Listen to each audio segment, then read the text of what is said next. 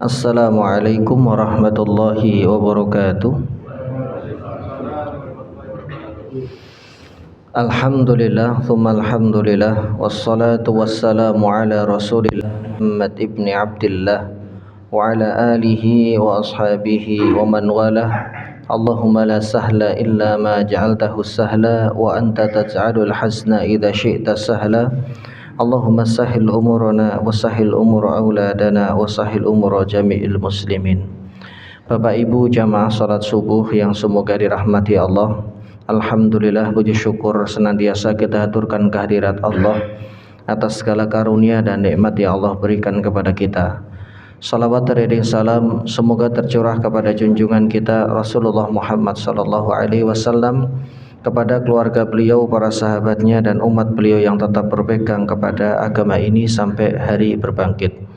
Bapak Ibu yang semoga dirahmati Allah, salah satu di antara syariat yang Allah turunkan untuk menciptakan keadilan di muka bumi dan menjaga kerukunan antar anggota keluarga adalah dengan Allah menurunkan aturan berkaitan dengan waris ini.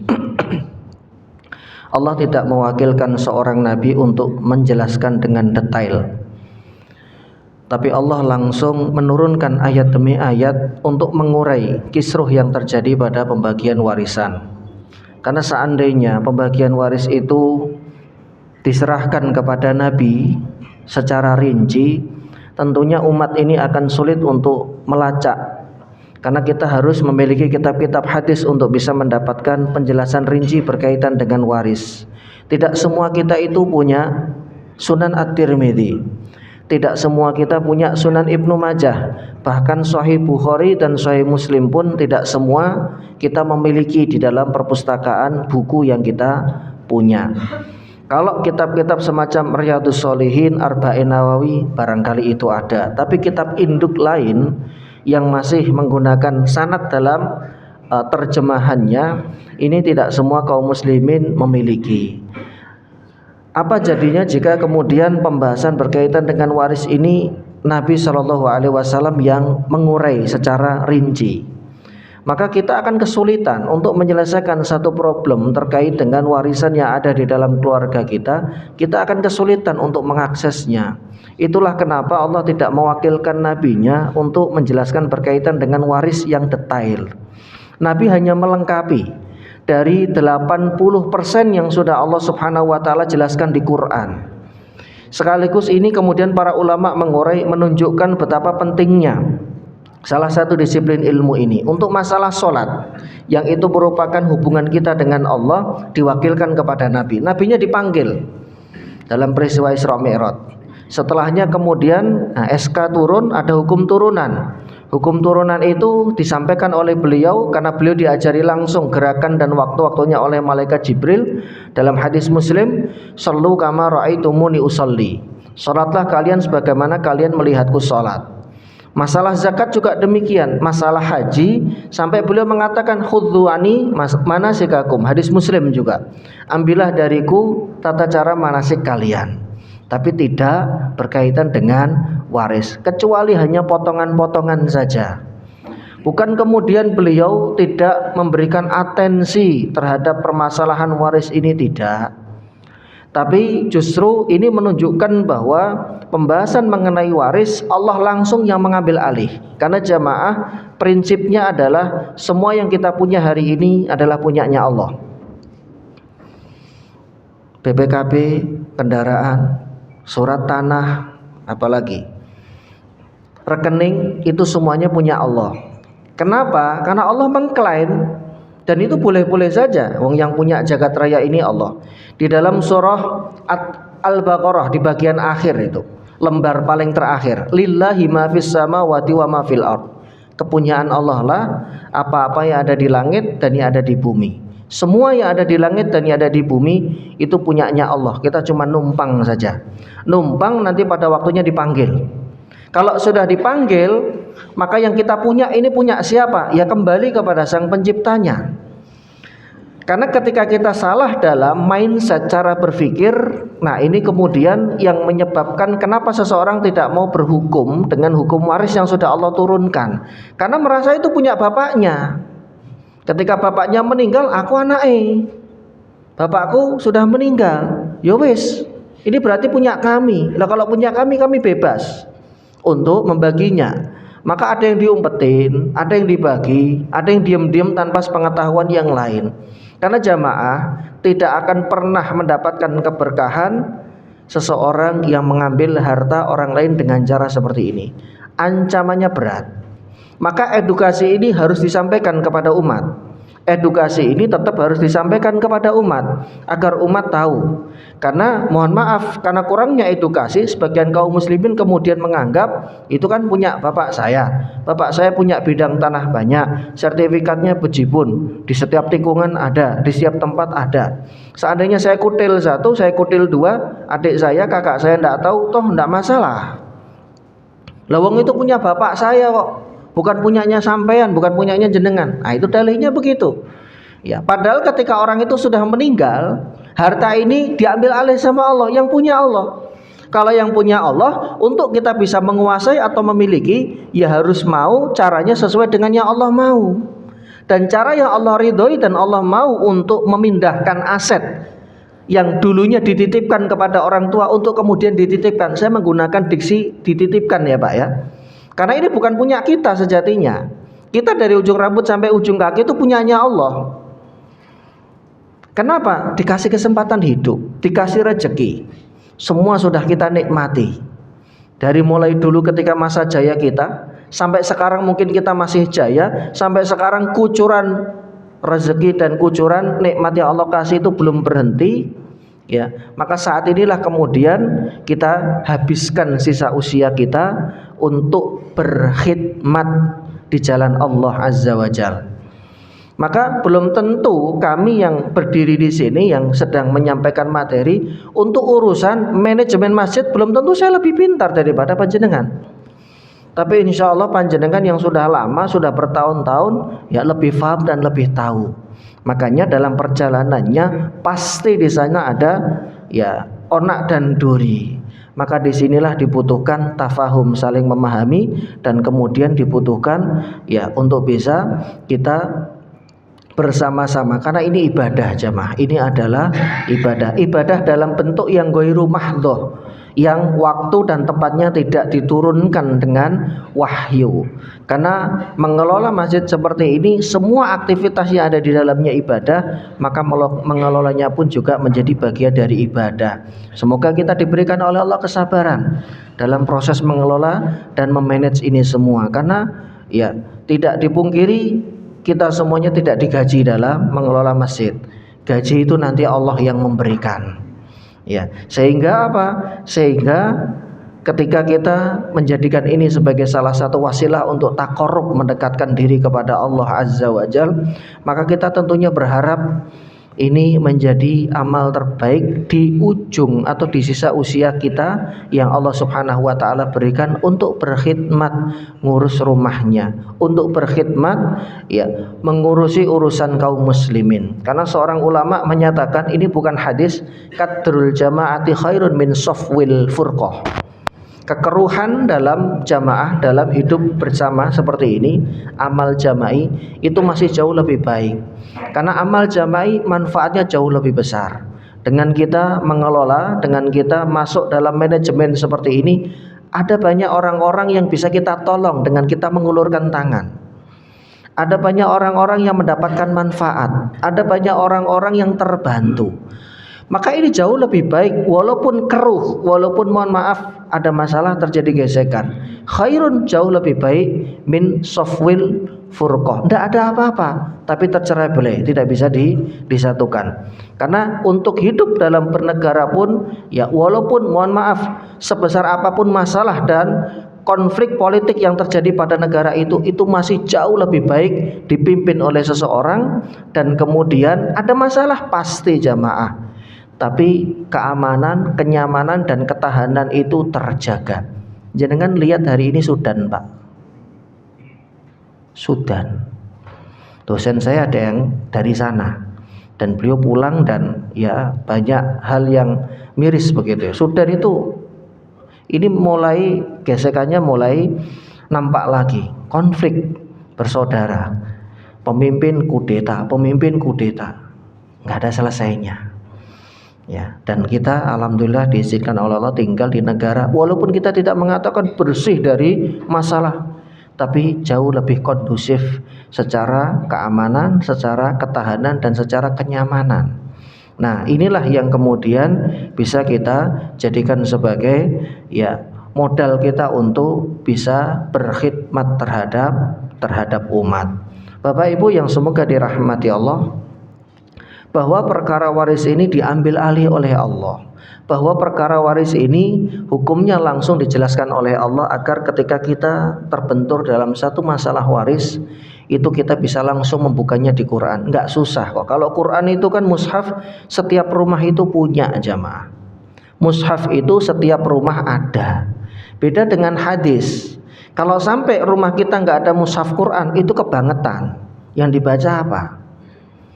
Ya kan? Tapi kalau di dalam rumah kita tidak ada hadis, bukan tercela karena tidak semua kita itu ngerti dan faham. Malah yang ada kalau ada kitab hadis, bacanya dan menyimpulkannya sesuai dengan kehendaknya, ini malah berbahaya. Karena menyimpulkan hadis itu harus sesuai dengan kaidah dan apa yang dimau oleh Nabi. Makanya ada syuruh, penjelasan daripada hadis-hadis.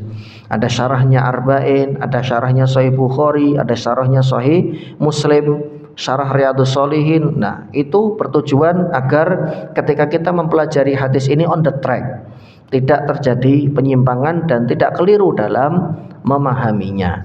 Bapak Ibu yang semoga dirahmati Allah, maka tugas kita sebagai orang tua adalah mengedukasi anak. Karena sakit hatinya ketika orang tua mengetahui setelah beliau berpulang malah anaknya ribut, anaknya saling cakar, anaknya rebutan warisan. Padahal bapaknya sudah pernah berpesan, ini peninggalan bapak segini, rekening, kemudian surat-surat tanah dan lain-lain. Bapak cuman pesannya satu, yang akur sama saudara kamu. Ya, bagi sesuai dengan yang Allah mau.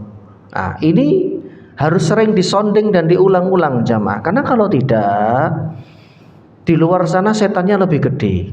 Warisannya nggak seberapa, tapi setannya lebih gede. Makanya dosa orang yang nilep ngambil warisan dengan cara yang tidak baik itu kan dosanya ada 3 sekaligus, Pak. Yang pertama, dia mengambil sesuatu yang bukan haknya. Yang kedua, dia menyakiti saudaranya. Ini 2 ini saja sudah cukup ya menjadi amunisi untuk terjadi perang Badar dalam tanda kutip di rumah, di keluarga itu. Yang ketiga, dia menyakiti orang tuanya. Ya. Makanya ancamannya apa? Ancamannya neraka di ayat 13 dan 14. Ayat 14 surah An-Nisa. Tilka hududullah. Ini adalah batasan yang Allah berikan untuk kalian membagi waris. Ini acuannya.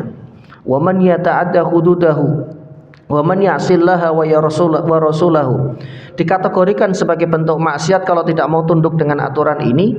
Dan wa yata'adda hududahu, melewati batasan-batasan yang sudah Allah letakkan, maka yudkhilhu naron khalidan fiha, hukumannya adalah hukuman neraka. Padahal dia muslim, padahal mungkin ya sudah pernah umrah, sudah pernah haji, tapi untuk urusan warisan ini luar biasa kemaruknya, luar biasa serakahnya, diumpetin, didiemin bertahun-tahun nggak segera diselesaikan. Sudah berapa? Sudah 2 generasi. Bapaknya meninggal sejak tahun 50 sampai hari ini. Padahal di situ ada anggota keluarganya, mungkin adiknya atau omnya atau siapa yang pengen umroh, pengen haji. Haji sekarang ngantrinya lama. Ini kalau cair warisan, saya langsung haji, ya haji plus atau haji furoda sekalipun. Nggak tahu tahun ini dikeluarkan nggak visanya. Pengennya seperti itu. Atau kalau nggak bisa saya pengen umroh, tapi tertunda gara-gara warisan itu nggak segera dibagi, ditahan gitu aja. Entar nunggu harganya tinggi, entar. Yang komentar ini sudah meninggal 2 tahun yang lalu. Akhirnya tidak dapat apa-apa. Ini mohon maaf dolim jamaah. Itulah kenapa anjurannya untuk disegerakan. pembagian harta warisan tersebut. Makanya lewat edukasi ini kita berharap mudah-mudahan dari skop yang kecil ini kita bisa memberikan warna suatu saat pada masyarakat kita, karena tidak semua masyarakat itu tahu dan faham mengenai pembagian harta warisan. Jamaah yang semoga dirahmati Allah, pembahasan kita adalah berkaitan dengan al-hajbu. Al-hajbu itu adalah ahli waris yang mereka terhalang oleh ahli waris yang lainnya karena beberapa sebab. Karena sebab sifat yang melekat pada dirinya, sifat itu adalah, mohon maaf, riddah salah satunya, murtad. Atau sifat yang kedua yang melekat pada diri ahli waris itu adalah al-qatlu, dia membunuh orang tuanya. Ya, ini secara pidana masuk, secara agama seorang anak yang menghilangkan nyawa orang tuanya, maka dia terhalang dari mendapatkan warisan secara permanen. Alih-alih untuk mendapatkan warisan dengan cara yang sangat-sangat tidak terpuji, kemudian dia berkeinginan bisa ini dapat kuasai semua, tapi ternyata justru agama memblacklist dia dan menyatakan bahwa dia tidak mendapatkan warisan secara permanen. Ini nanti melihat hukum pidana yang terus berjalan ya Pak ya, acuannya hukum pidana. Karena bisa jadi itu, mohon maaf, meninggalnya disamarkan. Tidak ada penyelidikan dari pihak yang berwajib, ini nanti berpengaruh sekali. Ya, kalau kemudian pengadilan menyatakan itu bukan pembunuhan yang dilakukan oleh anaknya, itu murni kecelakaan misalkan, ya berarti kan warisan itu secara hukum dia tetap dapat begitu. Walaupun dia menyembunyikan sesuatu, hanya Allah yang tahu, nanti akan dibuka di akhirat. Pengadilan dunia hanya mengadili sesuai dengan bukti, tapi ada beberapa bukti yang mungkin tidak nampak atau dihilangkan atau sudah dibuang seperti itu. Tapi kan Allah Maha melihat, dan bumi ini nanti akan bercerita dan berbicara atas perbuatan tidak terpuji yang dilakukan oleh anak tersebut. Itu ketika ada sifat yang melekat pada dirinya, baik karena murtad maupun karena anak itu ya melakukan pembunuhan terhadap orang tua. Nah, kemudian ada yang tidak melekat karena adanya ahli waris lain yang lebih dekat dengan si mayit. Maka istilahnya adalah hirman. Ya, hirman ini ada dua, ahli waris yang sama sekali tidak pernah terhalang secara hajab. Jadi dia pasti dapat. Ada hirman, ada nukson. Nukson itu karena dia berkurang. Tadi yang hirman bagian pertamanya sudah kita jelaskan, karena ada sifat. Ya, ini dia terhalang ya karena ada sebab ahli waris yang lebih dekat. Nah, namun untuk bagian pertama ini adalah ahli waris yang sama sekali tidak terhalang. Artinya mereka pasti dapat, dan ini menjadi rumus jenengan. Mereka ada 6 orang jamaah. Suami istri, ayah ibu, anak laki-laki dan perempuan. Artinya kalau yang meninggal suaminya, istrinya pasti dapat. Bapak ibunya kalau masih hidup pasti dapat, anak laki-laki dan anak perempuannya pasti dapat. Kalau yang meninggal adalah anaknya, maka bapak ibunya dapat, suaminya dapat, anaknya perempuan, anak laki-laki dan anak perempuannya dapat, dan begitu seterusnya. Jadi mengurai fulan adalah ahli warisnya fulan itu dari mana? Hubungannya apa dengan yang meninggal? Yang meninggal si A, dia masih punya ayah, berarti yang meninggal adalah anak, bapaknya menjadi ahli waris, ibunya menjadi ahli waris, anak laki-laki, anak perempuannya menjadi ahli waris, dan begitu seterusnya. 6 orang ini berarti kalau dikurangi dengan yang meninggal sisanya 5, ya mereka pasti mendapatkan warisan. Kalau yang meninggal adalah ibu kita misalkan, ya ibu ini kan punya suami, nyebutnya suaminya dapat, anak-anaknya dapat, ayah ibunya berarti kakek nenek kita kalau masih hidup mereka juga menjadi ahli waris. Nah, sedangkan di masyarakat kita kalau misalkan yang meninggal suaminya atau istrinya meninggal dunia, ya sudah, berarti harta itu diwarisi oleh istrinya saja. Ternyata qadarallahnya belum punya anak, bapak ibunya masih hidup, bapaknya nggak dapat, ibunya nggak dapat, semuanya diambil oleh istrinya. Setelah itu masa iddah habis, arba'ata ashhurin wa asyra, 4 bulan 10 hari digenapkan jadi 5 bulan sama dia, ya akhirnya nikah lagi. Padahal bapak ibunya fakir, ini kan kasihan dan ini dolim. Tapi juga kita menemukan kasus di mana mohon maaf sekali, ketika anaknya meninggal, bapak ibunya agresif, langsung diambil semua, datang setelah seminggu, 2 minggu atau 40 hari langsung datang ke rumah menantunya ini, kemudian BPKB, surat, semuanya diambil, menyatakan ini punya anak saya. Padahal dua-duanya kerja dan mereka join income untuk membeli rumah, untuk membeli mobil dan lain-lain. Ini juga tidak benar. Karena pada rumah yang ditempati, mobil yang dimiliki itu ada hak daripada istri dari anak suaminya, dari menantunya, ya. Kan ini menantu jatuhnya, karena yang meninggal anak laki-lakinya. Ini juga tidak benar. Lalu bagaimana Ustaz? Tetap diselesaikan dengan kepala dingin. Karena biasanya masalah warisan itu jamaah yang gede itu setannya. Betul, setannya yang gede. Dibisikin, Pak, itu kalau nggak segera diambil nanti dia kawin lagi, Pak. Bapak nggak dapat apa-apa. Yang mantunya itu kalau nggak segera kamu amanin, nanti diambil sama bapak mertuamu. Bisikannya kayak begitu. Makanya konflik terjadi. Apalagi kalau belum punya anak, itu benar. Banyak kejadian sudah. Diumpetin lah, ditinggal kabur dan macam-macam jamaah. Tapi kalau ini faham, duduk semuanya di majelis, ngerti, faham, selesaikan. Ayo duduk, baik orang tua, bapaknya kalau belum punya anak ya, ibunya dapat 1/6, istrinya dapat 1/4 karena belum punya anak. Mohon maaf, ibunya 1/3. Nah, ini masalah ida umaryatain namanya. Istrinya 1/4, ibunya 1/3, nanti sisanya diambil oleh bapaknya. Nah, tinggal kalau beli rumah itu setengah-setengah, ya rumah ini nggak dibagi langsung semua, dibagi dulu Pak, diparuh dulu. Nah, ibaratnya gorengan ini dibagi 2 dulu. Kenapa? Karena belinya rumah DP-nya setengah-setengah. Kan kasihan kalau diambil semua.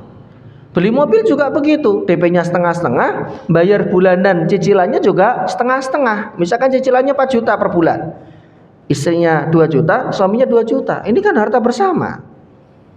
Ya, ini diparuh dulu, bukan berarti ini gono gini, tidak. Ini dipisah dulu, karena Islam itu memisah antara kepemilikan suami dan kepemilikan istri. Karena kalau tidak dolim, dipisah dulu. Misalkan mobil itu harganya 200 juta. Maka yang menjadi warisan hanya nilai angka 100 juta dari nilai mobil itu, karena setengahnya punya istrinya. Nanti cincau ini bisa dibicarakan. Apakah mobilnya dijual, kemudian hasilnya dibagi dua? Dibagi dua dulu, yang setengah 100 juta punya istrinya, 100 juta inilah kemudian dibagi 1/4, 1/3 dan asoba. Rumah juga demikian. Atau kalau dia tidak mau membaginya, dengan cara seperti ini bisa dibayarin. Misalkan rumah itu nilainya 400 juta, setengahnya kan 200 juta.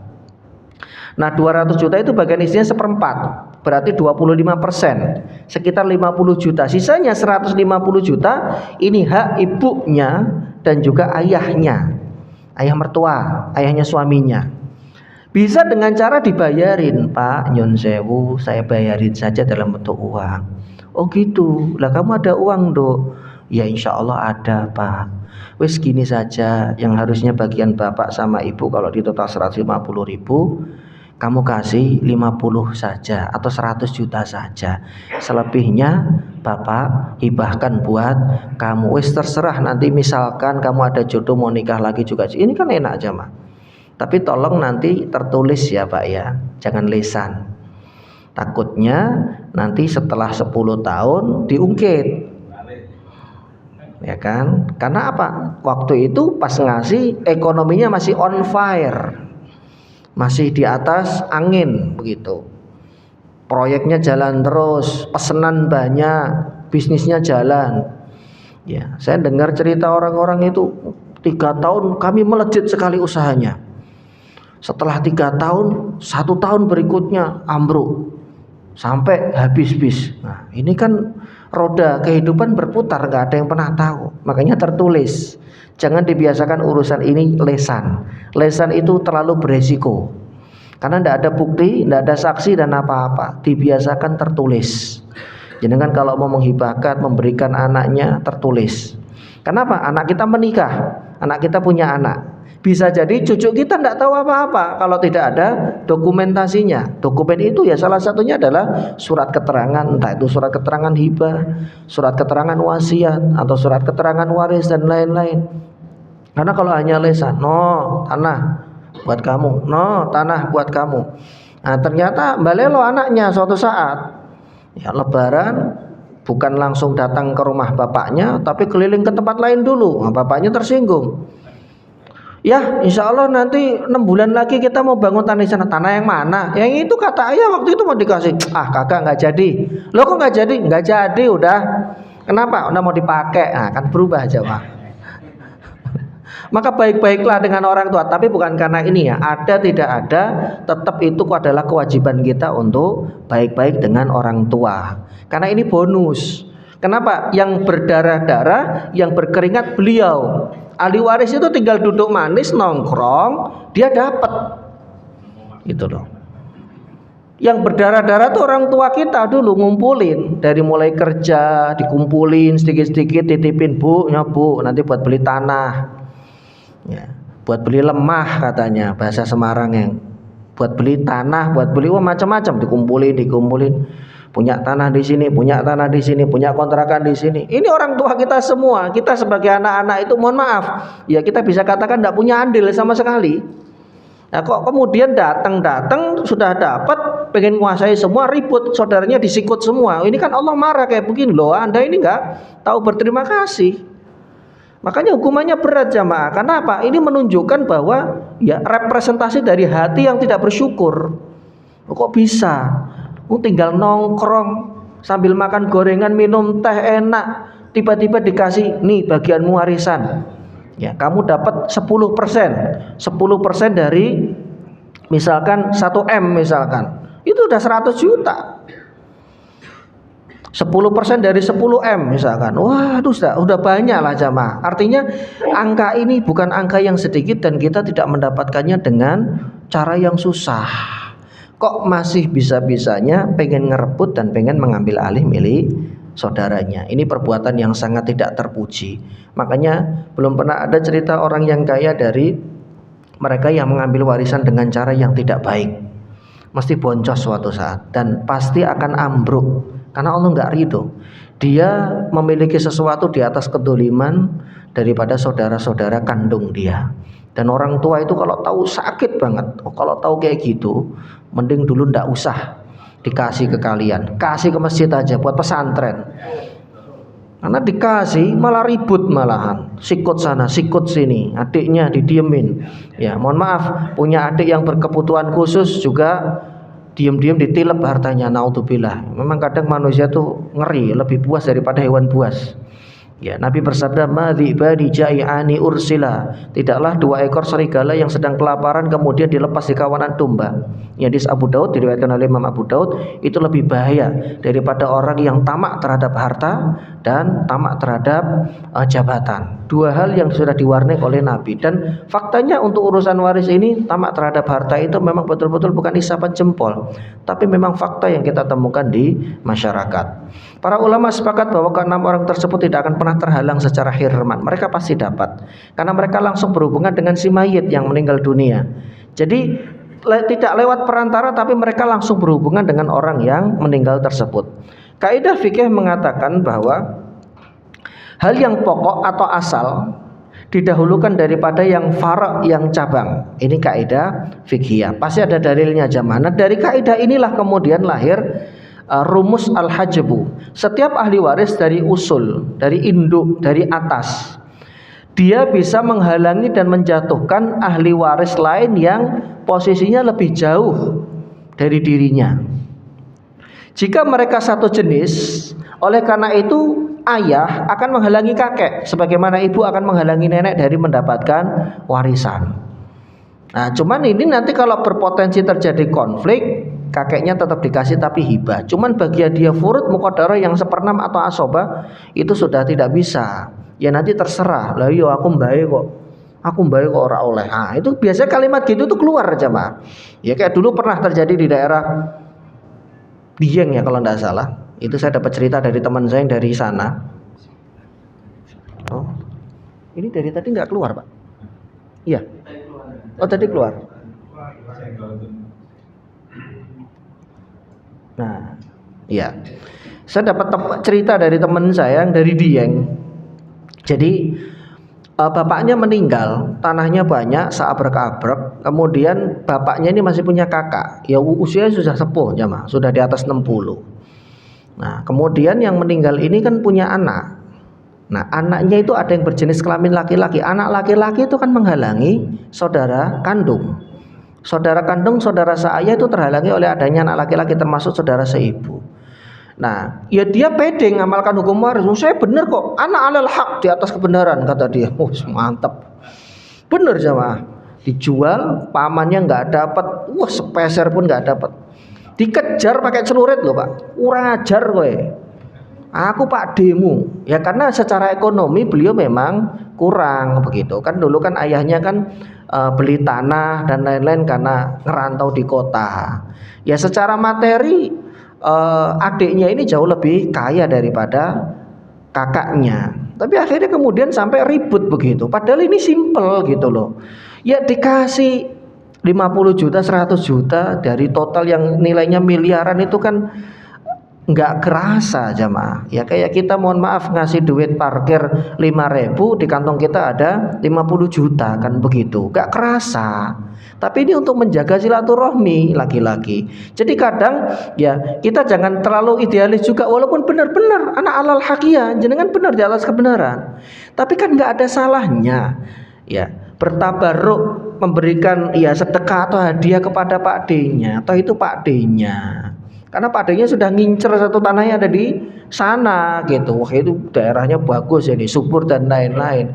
Ya itu kan cincau, itu bisa dibicarakan gitu. Kalau memang itu terlalu gede, yen sewu Pak D, ini setengahnya saja, nanti kita urus pecah sertifikatnya. Lah ngono, raketang sitik, mosok Pak D-nya nggak dapat, sitok nggak dapat, bangetan.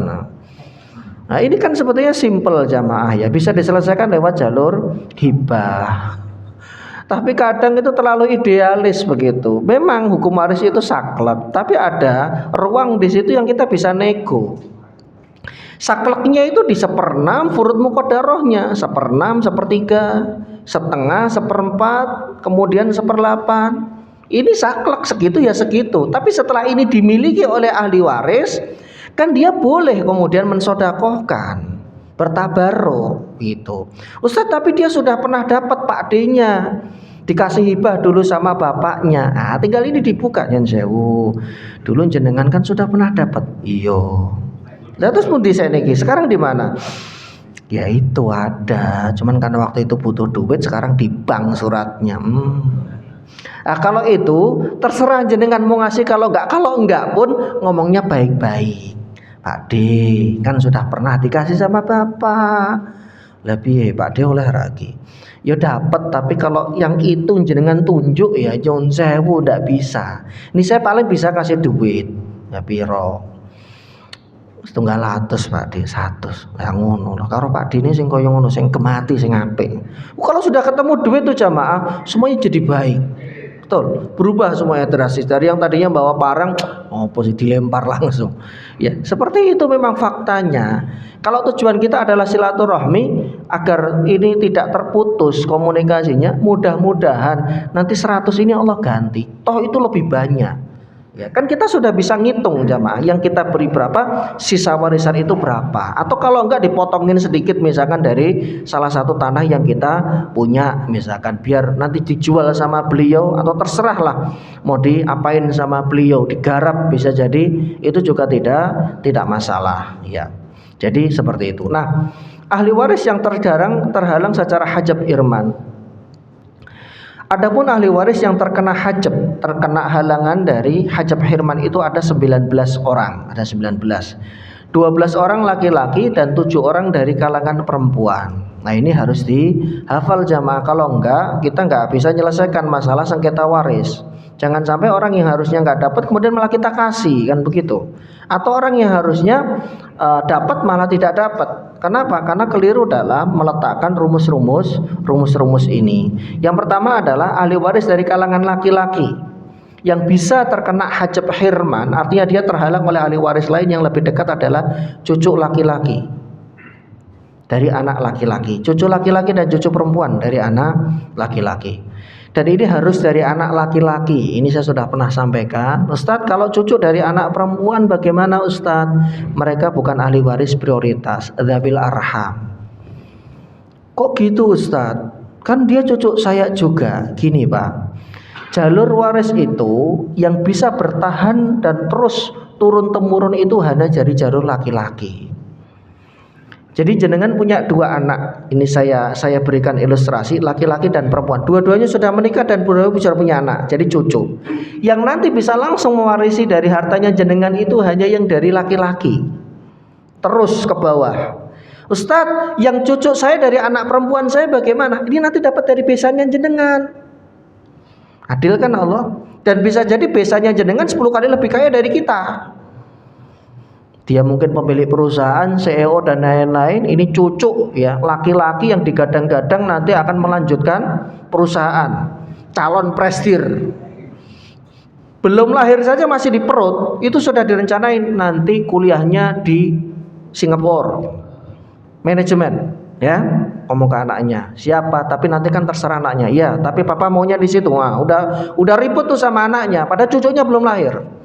Ya, itu bisa dapat dari situ jamaah. Ya, kenapa? Ya, memang sudah Allah atur sedemikian rupa. Kalau yang perempuan itu, ya, dia anaknya nanti bisa mendapatkan dari besan kita, bukan dari jalur kita. Yang dari jalur kita itu adalah yang dari anak laki-laki. Tapi anak cucu laki-laki dari anak laki-laki atau cucu perempuan dari anak laki-laki ini bisa terhalang. Mereka terhalang oleh anak laki-laki dan ayah dari almarhum, berarti kakeknya. Ya, ayah dari almarhum ini fulan meninggal. Dia punya anak, cucu. Cucu ini terhalang oleh anak laki-lakinya atau bapak mereka atau om mereka kalau punya lebih dari satu. Nah, atau ayah dari almarhum. Berarti buyut. Nah, kalau di Indonesia sudah langka, sudah jarang. Buyut masih ada ketika anaknya meninggal dunia, itu jarang. Yang ada buyutnya dulu, karena memang ini faktor usia. Tapi sekali lagi soal umur tidak ada yang tahu kecuali Allah. Jadi paham nggak ya gambarannya seperti itu? Yang dimaksud di sini adalah cucunya almarhum, dan yang dimaksud di sini adalah ayahnya almarhum.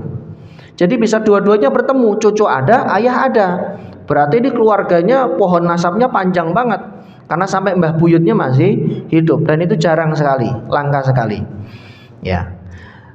Contohnya adalah untuk lebih kita paham dari kasus ini, seorang meninggal dunia dengan ahli waris 2 anak laki-laki, kemudian 1 anak perempuan. Cucu laki-laki dari anak laki-laki, 1 anak perempuan, kemudian istri. Skemanya begini. Yang meninggal dunia punya istri, istrinya masih hidup. 2 anak laki-lakinya masih hidup. Beliau juga punya cucu, beliau juga punya anak perempuan. Cucunya bisa jadi dari anak pertama atau dari anak kedua. Yang dari anak perempuannya belum ada, karena dia belum menikah, atau sudah menikah tapi belum diberikan keturunan. Ayo jamaah, kalau seperti ini bagaimana ngitungnya? Istrinya dulu yang paling dekat dengan si mayit. Istrinya dapat atau tidak? Dapat berapa? 1/6. Dan ini salah. Masya Allah. Ini ulamanya Al-Hidayah berbeda pendapat. Luar biasa. Ini kalau kita bikin bahsul masail, wah rame ini Pak. Rame salahnya. Bukan 1/6 Pak, berapa? 1/8. Bagian istri itu 1/8 atau 1/4. Kecil bagiannya, paling kecil. Karena ini punya keturunan, maka bagian istri adalah 1/8. Terus 2 anak laki-lakinya dapat berapa? 2 anak laki-lakinya dapat 1/2. 1 anak perempuannya dapat berapa? 1/4. Sisanya Ya. Anak laki-laki dan anak perempuan itu kalau ketemu bareng-bareng mewarisi, mereka dapat asobah bil ghair. Sisanya diambil mereka. Jadi bagian mereka adalah 7/8. Atau kalau kita buat persentase, istrinya 12,5. 87,5 itu bagian 2 anak laki-laki dan 1 anak perempuan. Nah, baru masuk cara baginya bagaimana? Berlaku lidzakari mislu hadzil unsayain. Yang laki-laki 2 kali bagian daripada yang perempuan. Cucunya, cucu terhalang. Nah, sekarang kita hitung 87,5 itu lidzakari mislu hadzil unsayainya berapa? Anak laki-lakinya ada berapa, Pak? 2. Berarti dikali 2 jadi 4 sahamnya. Perempuan 1 dikali 1 berarti 87,5 dibagi 5 dulu. Keluar angka 17,5%. Nah, 17,5% ini adalah bagian anak perempuan. Anak laki-lakinya dikali 2, 35%. Jika warisan itu adalah uang tunai sebesar 100 miliar rupiah, maka bagian istrinya adalah 12,5 miliar. Bagian anak laki-lakinya masing-masing 35 miliar. Bagian ibunya tadi sudah ding, anak perempuannya masing-masing 17,5 miliar. Kalau 100 miliar. Kalau warisannya adalah misalkan 10 juta, ya udah tinggal dimasukkan angka itu. Ustadz, orang tua kami uang cash cuman ada 10 juta. Oh begitu, ya sudah tinggal dimasukkan. Ya, 10 juta dari 35% dari 10 juta. 35%, 17,5% dari 10 juta, 12,5% dari 10 juta. Menghitung dengan persentase itu lebih mudah jamaah. Ustadz, memang cashnya 10 juta, tapi beliau punya kontrakan 20 pintu. Terus beliau punya usaha rumah makan pecel Madiun. Cabangnya ada 7 di Jabodetabek. Ya tinggal dimasukkan jamaah. Tinggal dimasukkan angkanya. Ini rumah makan pecel ini tiap bulan untung bersihnya berapa? Terserah baginya mau untung kotor, bruto atau neto, terserah. Itu nanti cincau masing-masing anak-anak kumpul. Ayo sini rapat semuanya. Kipiye maunya. Ini aset-aset ini mau dijual ya, biar diakuisisi sama orang atau kita teruskan. Terusin Mas, sayang. Misalkan dari mereka ini ada yang ditunjuk jadi misalkan yang megang pecel di 7 cabang itu fulan misalkan. Adiknya yang laki-laki, ya nanti dihitung ini gaji atau bagaimana, itu nanti bisa dibicarakan jamaah. Bersihnya misalkan untung bersihnya 50 juta, ya sudah tinggal dimasukkan angka-angka ini saja selesai. Jadi bagi warisan itu nggak harus menjual semua aset. Yang penting ada income masuk kemudian dibagikan ke ahli waris, sudah selesai. Yang kontrakan 20 pintu, misalkan masing-masing pintu, misalkan di sini berapa Pak Haji? 2 juta tiap bulan itu Pak Haji. Masya Allah 2 juta tiap bulan. 2 juta kali 20 pintu 40 juta. Tinggal dimasukkan 35% dari 40 juta, 17,5% dari 40 juta. Jangan yang punya ibunya terus ditilep. Bu, nyun sewu, jenengan kan pun sepuh, jenengan meh nopo. Dibeliin pecel kepedesan nggak bisa, mau dibeliin steak nggak punya gigi, udahlah Bu. Ya ibunya ya aja, namanya orang tua, nggak boleh jamaah begitu. Tetap dikasih ke beliau urusan nanti mau buat beli steak, ya mau buat beli ayam geprek, mau terserah.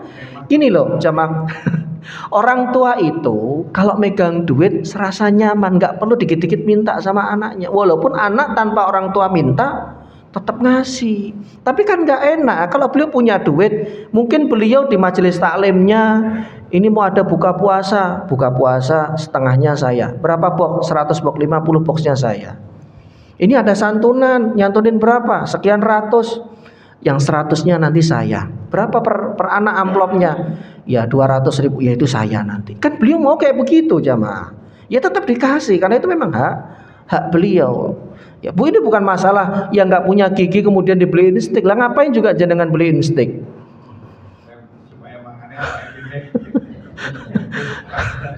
Ini kan nggak masuk akal begitu. Jadi kalau sudah seperti ini lebih enak. Itu bagi warisan itu tidak mesti menjual aset. Tapi kalau semua sepakat 20 pintu itu mau dijual semuanya, monggo silahkan. Tinggal mana maslahat yang terbaik. Tapi kan lebih enak duduk manis dapat uang tiap bulan sekian, lumayan dapur bisa ngebul. Daripada dijual dan jualnya susah, nanti proses di notaris dan lain-lain panjang kali lebar dan lain-lain, bisa jadi nggak selesai begitu. Baik, contoh yang kedua, seorang meninggal dunia dengan ahli waris ibu, cucu laki-laki dari anak laki-laki, kemudian istri dan 3 anak laki-laki. Nah, ini kan nanti kemudian dirunut tersebut. Itu ibu di sini adalah ibu almarhum, istri di sini adalah istrinya almarhum. Yang meninggal berarti laki-laki. Yang meninggal ini sudah punya 3 anak laki-laki dan punya 1 orang cucu. Dalam kasus seperti ini cucu sudah pasti terhalang oleh anak laki-laki. Hubungan ahli waris dengan mayit itu apa? Diurai dulu. Siapa yang mendapat dan siapa yang menghalangi dan terhalangi. Yang terhalangi cucu, yang menghalangi anak laki-laki. Ustadz, kalau bapak kandungnya cucu ini sudah meninggal dunia, apakah cucu ini dapat? Tetap terhalangi dengan anak laki-laki yang lain, omnya berarti. Nah ini kalau dalam KIH, kompilasi hukum Islam, KHI ini, kompilasi hukum Islam, ya itu diistilahkan dengan ahli waris pengganti. Jadi dia dapat ahli waris pengganti. Ini kalau kita bawa ke pengadilan ya jamaah ya, dia dapat gitu. Tapi kalau nggak dibawa ke pengadilan, ya tidak dapat. Kenapa? Karena secara Islam cucu yang bapaknya sudah lebih dulu wafat itu tidak dapat. Tapi saya mengingatkan karena dia bakal tanda tangan surat. Jangan kasihlah hibah biar selesai itu masalah. Ya, teman saya cerita, ini rumah yang ada di daerah Priok. Ya, ini bapaknya itu 5 atau 6 bersaudara, kakak nomor 1 meninggal. Nah, warisannya rumah yang ada di Priok. Nah, yang meninggal ini punya anak-anak. Salah satu anaknya tidak mau mendapatkan hibah, maunya mendapatkan bagian yang sama dengan om-omnya. Ya wes, sampai sekarang itu rumah nggak bisa dijual karena dia nggak mau tanda tangan. Selesai sudah, nggak dapat semua kan akhirnya. Kalau begini nggak dapat semua. Memang benar dia bukan ahli waris yang dapat, tapi kan tanda tangannya dibutuhkan, Pak. Karena itu masih atas nama kakeknya kan begitu. Aturan DPPN kan begitu. Sebelum dijual harus balik nama dulu ke atas nama ahli waris. Ya, dan yang meninggal tadi punya anak istri, nurunnya ke sana karena aturan negara seperti itu. Nah, ini kalau sudah tanda tangan semua balik nama atas nama mereka baru nanti dibagi. Nah, dia mensyaratkan bagian saya harus sama dengan omnya. Kalau om dapat 1 M ya saya dapat 1 M. Enggak mau saya dikasih hibah 100 juta, 200 juta. Begitu. Akhirnya sampai sekarang ini tidak selesai-selesai. Ya sudah. Akhirnya tidak ada yang dapat ya. Dalam kasus seperti ini istri mendapatkan 1/8, ibunya mendapatkan 1/6, 3 anak laki-laki mendapatkan asobah binafsi. Asobah itu adalah sisa. Setelah dia ambil 1/8 12,5, setelah diambil 1/6 16,6. Cukup besar. Karena tidak sampai 30%. Nanti misalkan kita bulatkan seandainya 30%, 70%-nya dibagi 3 sama rata. Kalau laki-laki semua dibagi sama rata. Tidak ada 2:1. Yang 2:1 itu apabila mereka mewarisi bersama-sama dengan anak perempuan.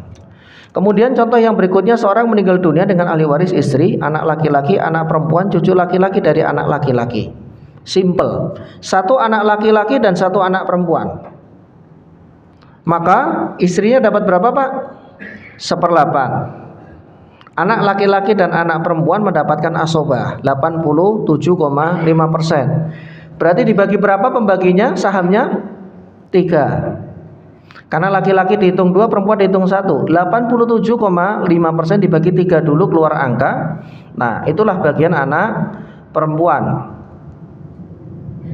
20 berapa ini? 87,3 dibagi 3.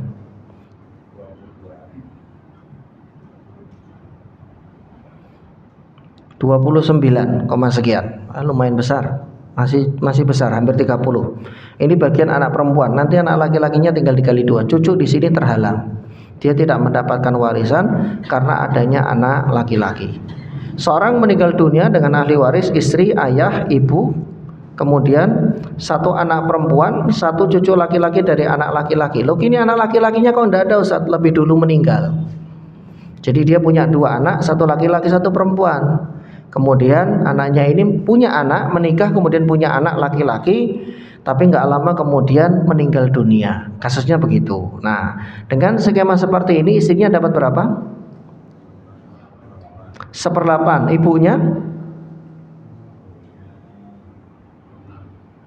Ibunya 1/6. 1 anak perempuan,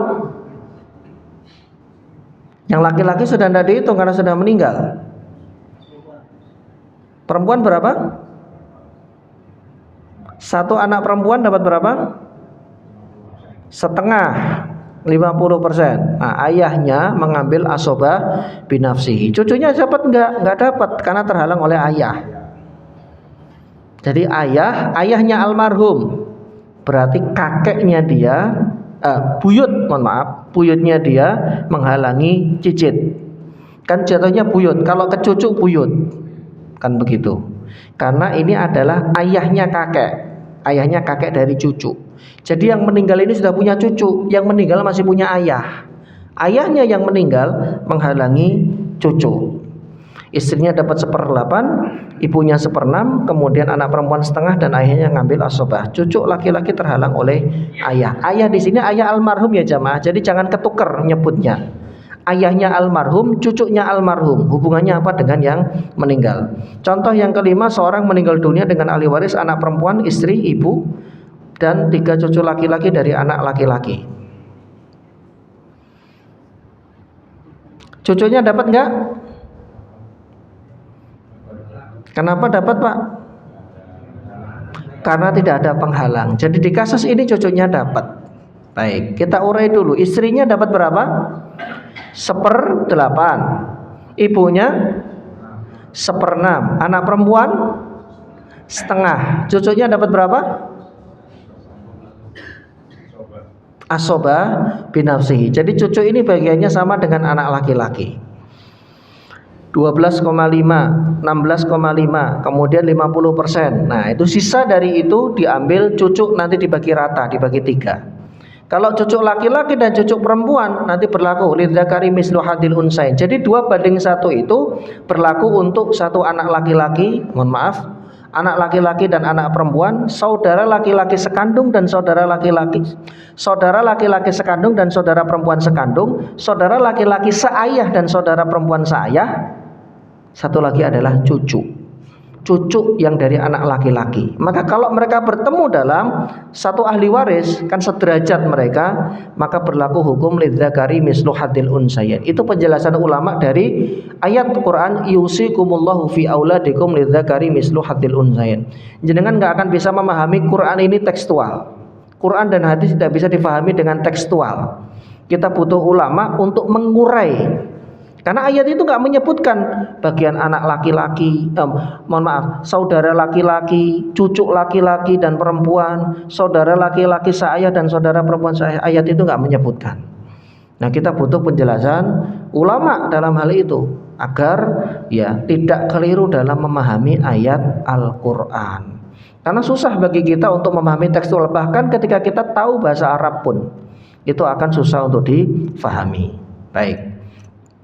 Contoh yang terakhir yang ke-6, seorang meninggal dunia dengan ahli waris istri, cucu laki-laki dari anak laki-laki, kemudian 4 anak perempuan. Oh, ini anak laki-laki cucunya dari mana Ustaz? Anak laki-laki yang sudah lebih dulu wafat. Bapak ibunya sudah tidak ada. Cucunya dapat nggak Pak? Dapat. Berapa bagiannya? Asobah. Istrinya dapat berapa? Istri almarhum? 1/8. 4 anak perempuannya dapat berapa? Setengah. Setengah itu kalau 1. Fa in kunna nisaan fawqa thnataini falahuma thulutsa ma tarak, itu ayatnya. 2/3 dibagi rata. Jadi 1/8, kemudian 2/3, 2/3 itu sekitar 66,6. Nah, sisanya adalah 20,9%, itu bagian cucu. Kalau asetnya banyak, ya dia mendapatkan bagian yang cukup banyak. Nanti yang 4 perempuan tadi 2/3 dibagi rata, 66,6% dibagi 4. Nah, itulah bagian masing-masing anak perempuan. Oh, berarti cucu lebih banyak? Ya, dalam kasus ini cucu lebih banyak bagiannya dari anak perempuan. Anak perempuannya pada nggak mau. Masa cucu atau keponakan dapat lebih banyak daripada kami, tante-tantenya, apa-apaan ini, misalkan begitu. Ya, ini bisa dirembuk. Ya, ini bisa dirembuk. Cucunya mau nggak ngasih hibah? Ya wes, boleh, saya tak ngambil 15% saja. Selebihnya nanti bagian ini buat bule sama yang lainnya. Ulah ngono. Apa sih kalau sudah dibagi tuh ulah ngono jamaah. Itu kuncinya, memang ujung-ujungnya duit, UUD. Itu nggak jauh dari itu. Di mana saja kayak begitu jamaah. Tapi memang ada yang betul-betul tulus tanpa pamrih. Baik, sampai di sini silakan jika ada yang mau ditanyakan karena sudah masuk waktu syuruk. Ada? Monggo Pak, silakan. Kalau seorang pewaris punya saudara kandung dan saudara saya, itu terhalang nggak Ustaz? Saudara saya. Saudara saya dan saudara kandung. Baik, ini belum sampai di situ. Tapi karena ditanya sekarang saya jawab, terhalang Pak. Saudara kandung itu menghalangi saudara saya. Gitu. Yang laki-laki ya Pak ya. Kalau yang perempuan enggak. Jadi misalkan dia punya saudara kandung perempuan, punya saudara saya, enggak menghalangi. Tapi kalau yang saudara kandung laki-lakinya masih hidup, yang laki-laki menghalangi saudara saya. Gitu. Monggo Pak. Istri meninggal, suaminya? Oh gitu. Anaknya perempuan.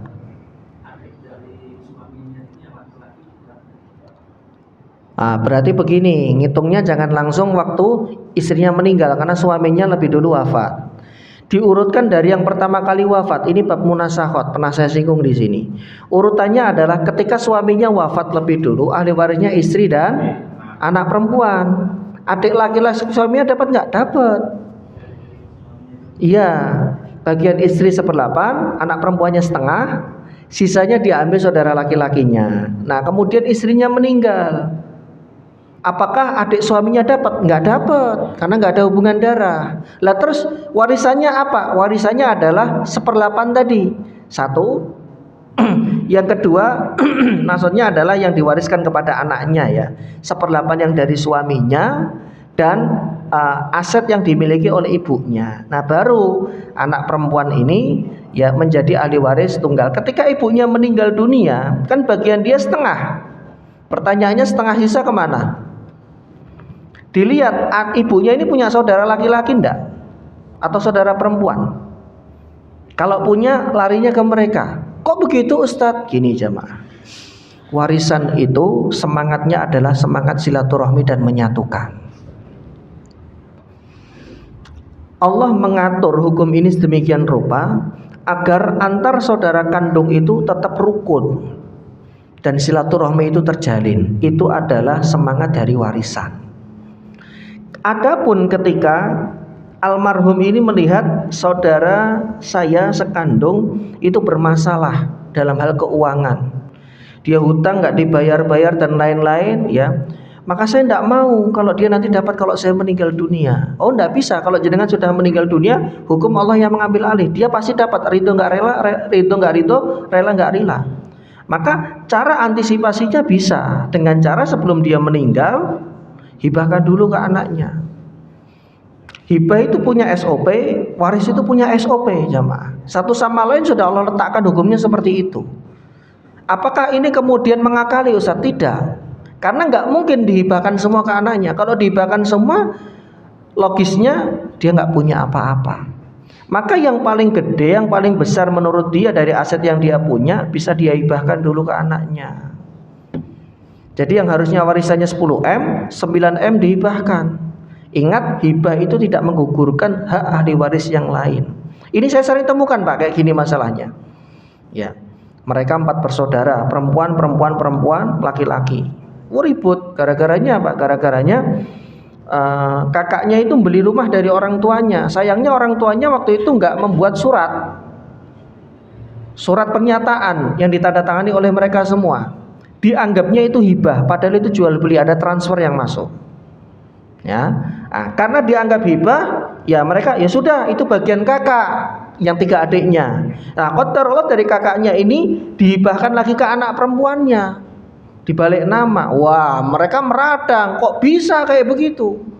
Padahal itu jual beli. Karena saya ditunjukkan kwitansinya ini Ustaz.